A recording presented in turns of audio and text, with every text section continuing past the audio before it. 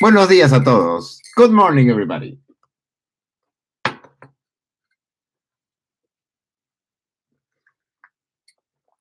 Well, first of all, the morning coffee.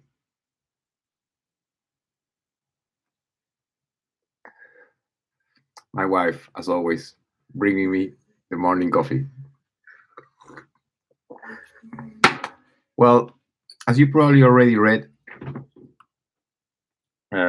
the title of this whatever is Trump was supposed to be Trump and the double moral, but as you can read, I misspelled it and put Trump and the double oral, which comes about the same thing actually, because we're talking about politics and the way different ways that people and groups of people express themselves and their politic views and so on. But the main point for me is this double standard. You see, when when Trump became president, I was not really surprised at all. Actually, I predicted it. It was obvious. He's very representative of what I think is most of the American people. With this I mean at least what Americans think of themselves.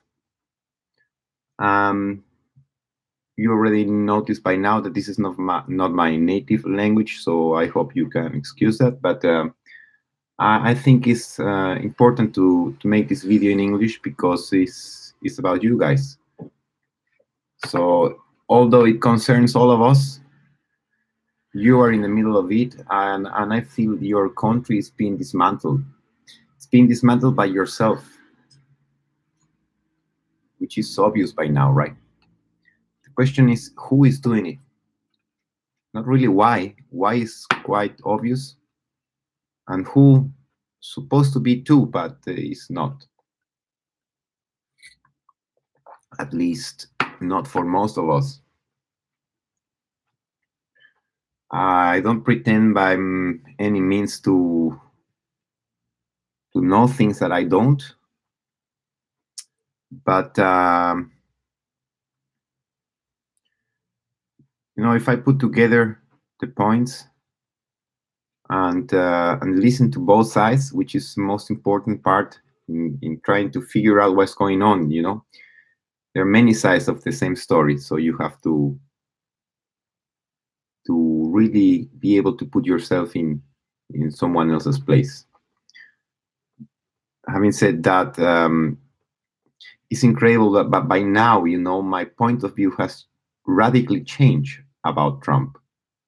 Probably not radically, but to me, it seems like the guy who's supposed to be the bad guy, the bad one, the one who represents very obnoxious way of thinking, like racism and so on. I think there's no need to expand on this. He's in many ways mad guy, but he might be right. That's the weird thing. I mean, or probably not right, but who's right? By that I mean, I don't trust the FBI. How could I? I don't trust the CIA either. Uh, should I? Do I supposed to trust them? I don't think so.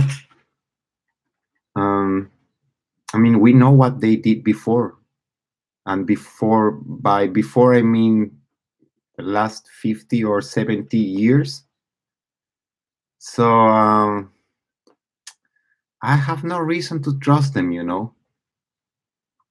Uh, and I do certainly agree with many points in Trump's policy. For example, being friends with Russia. Well, I mean, we're waiting for it decades, you know. Who wants enemies? I mean, we're supposed to keep our enemies forever and treat them as enemies forever. I'm not suggesting that Putin is right or he's a good guy or anything like that. I don't trust him either. So I'm just saying who's wrong and who's right here. The only thing I can put together and stick with it is that nobody really knows. And if there is an intention behind all this stuff, is to getting us confused, not being able to discern between good and bad. We are all so politicized and turn over to extremes. So we are not able anymore to discern and think for ourselves, which is a problem, I think.